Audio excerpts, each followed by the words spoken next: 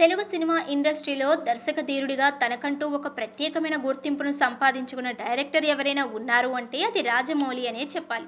ఇప్పటి వరకు ఆయన చేసిన సినిమాలు సక్సెస్లను సాధిస్తూ తనకంటూ ఒక ప్రత్యేకమైన ఐడెంటిటీని క్రియేట్ చేసి పెడుతున్నాయి.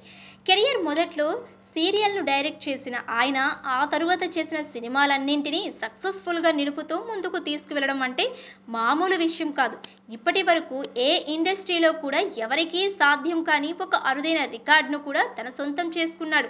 ఆయన చేసిన 12 సినిమాలలో 12 సినిమాలు సూపర్ సక్సెస్గా నిలవడం అనేది చాలా గొప్ప విషయం అనే చెప్పాలి. మరి రాజమౌళి ఇప్పుడు మహేష్ బాబుతో చేస్తున్న సినిమాతో తనకంటూ ఒక స్టార్డమ్ను ఏర్పాటు చేసుకోవడమే కాకుండా పాన్ వరల్డ్ ఇండస్ట్రీలో సైతం పెను ప్రభంజనాన్ని క్రియేట్ చేయాలని చూస్తున్నాడు. మహేష్ బాబు లాంటి నటుడితో ఇప్పుడు ఆయన చేయబోతున్న సినిమా ప్రపంచం ప్రేక్షకులను సైతం మంత్రబుగ్గులను చేయబోతుంది అంటూ అతను తన సన్నిహితుల దగ్గర తెలియచేస్తున్నాడు. మరి ఈ సినిమాకు సంబంధించిన మొదటి షెడ్యూల్ని సక్సెస్ఫుల్గా కంప్లీట్ చేసి రాజమౌళి తొందరలోనే రెండో షెడ్యూల్ని కూడా స్టార్ట్ చేసి ఫినిష్ చేయాలనే ఉద్దేశంతో ఉన్నట్లుగా తెలుస్తుంది. ఈ మధ్య రాజమౌళికి మహేష్ బాబుకి మధ్య కొంచెం క్రియేటివ్ డిఫరెన్స్ వచ్చినట్లుగా వార్తలైతే వస్తున్నాయి. రాజమౌళి చెప్పిన సీన్లోని ట్రీట్మెంట్ కొంతవరకు మహేష్ బాబు మార్చారని చెప్పారట. దాంతో రాజమౌళి మహేష్ బాబు మీద కోపంతో ఉన్నారనే వార్తలైతే వస్తున్నాయి. మరి మహేష్ బాబుకి సైతం స్క్రిప్ట్ మీద చాలా మంచి కమాండ్ అయితే ఉంది. అయినప్పటికీ ఆయన స్క్రిప్ట్లో ఎలాంటి చేంజ్ చెప్పడు.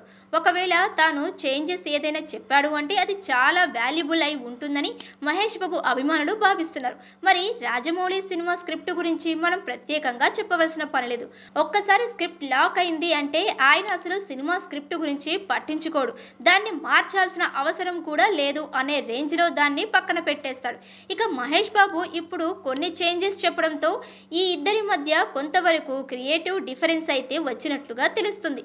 మరి తొందరలోనే స్టార్ట్ అవ్వబోతున్న రెండో షెడ్యూల్ని వీళ్ళిద్దరూ ఏకతాటిపైకి తెచ్చి పూర్తి చేస్తారా, లేదంటే చెరోదారి ఎంచుకొని రెండో షెడ్యూల్ని కొంతవరకు డిలే చేస్తారా అనే విషయాలు కూడా తెలియాల్సి ఉంది.